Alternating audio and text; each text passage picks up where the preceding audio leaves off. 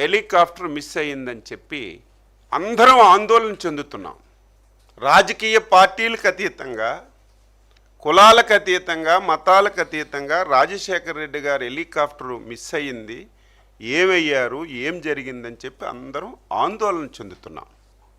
Even మా party అధ్యక్షులు కూడా చంద్రబాబు నాయుడు గారు ప్రత్యేకమైనటువంటి టెలికాన్ఫరెన్స్ తీసుకొని మీరు కూడా అన్వేషించండి, ఎక్కడైనా సరే సమాచారం దొరుకుతుందా, ఎక్కడైనా ఏమైనా ఇన్సిడెంట్ జరిగిందని చెప్పి చంద్రబాబు నాయుడు గారు కూడా ఆందోళన చెంది ఆయన యొక్క ఆసూకీ గురించి ఏ విధంగా ఆందోళన చెందామో ఇక్కడ చాలామంది పాత్రికేయులు ఉండుంటారు, చాలామందికి ఈ విషయం తెలుసుంటుంది.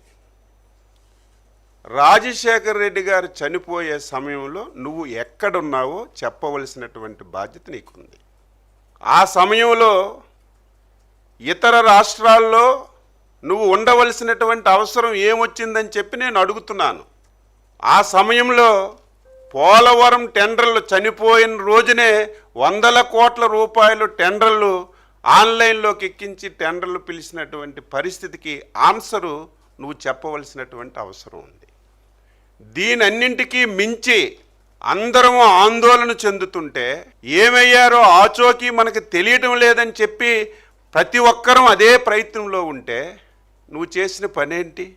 అప్పటికే నిర్ధారణ కాలేదు, మిస్ అయ్యారా, చనిపోయారా, ఏం జరిగిందో నిర్ధారణ కాలేదు. అంతకంటే ముందే నువ్వు ముఖ్యమంత్రి పదవి గురించి సంతకాలు సేకరణ చేసిన విషయం కూడా ఈ సందర్భంగా రాష్ట్ర ప్రజానీకానికి గుర్తు చేస్తున్నాను.